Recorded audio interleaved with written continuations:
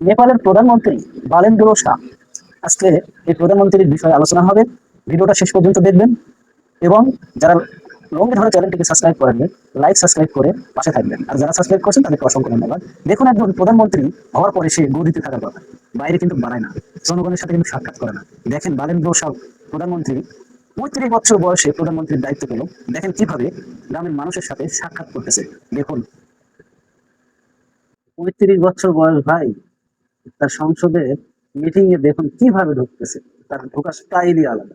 আমি তো দেখে অবাক হয়ে গেছি। আপনাদের কেমন লাগতেছে অবশ্যই বলবেন। তার দায়িত্বটা খুবই সুন্দর পালন করতেছে। দেখেন, একজন প্রধানমন্ত্রী কিন্তু অনেক গাইড থাকে, সিকিউরিটি গার্ড থাকে, বডিগার্ড থাকে। সে কিন্তু মাঠে দৌড়ে দৌড়ে কিন্তু সবার বাড়ি বাড়ি সাক্ষাৎ করতেছে। আমি তো দেখে পুরাই অবাক। দেখেন গাড়িতে সবার সাথে সাক্ষাৎ করতেছে, দেখেন হাত মোসাফা করতেছে, দোকানে যাইতেছে সেখানেও সাক্ষাৎ করতেছে। এগুলো দেখে আমি মুগ্ধ হয়ে গেছি এই প্রধানমন্ত্রীর কার্যকলাপ দেখে। দেখেন বয়স্ক লোকের সাথে কত সুন্দরভাবে কথা বলতেছেন, তাকে চুম্বন করতেছেন। দেখেন, দেখছেন, এটা প্রধানমন্ত্রী হওয়ার পর এরকম ভালোবাসা পাইতেছে। 35 বছরের যুবক কিন্তু প্রধানমন্ত্রী। নেপালে ইনি প্রধানমন্ত্রী হওয়ার পর পাল্টে গেল নেপালের বিভিন্ন দায়িত্ব।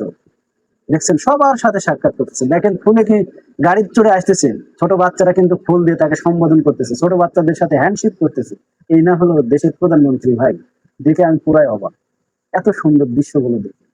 দেখেন এক জায়গায় বসে আছে, সেখানে সবাই কিন্তু তাকে ভালোবাসাতে পূজাও করতেছে। তার মাথায় লাল ফুল দিল, গোলাপ ফুল যদ্দূর সম্ভব, যাই হোক। তো এগুলো দৃশ্য দেখলে অটোমেটিক সকলের মনে কিন্তু ভালো লাগবে।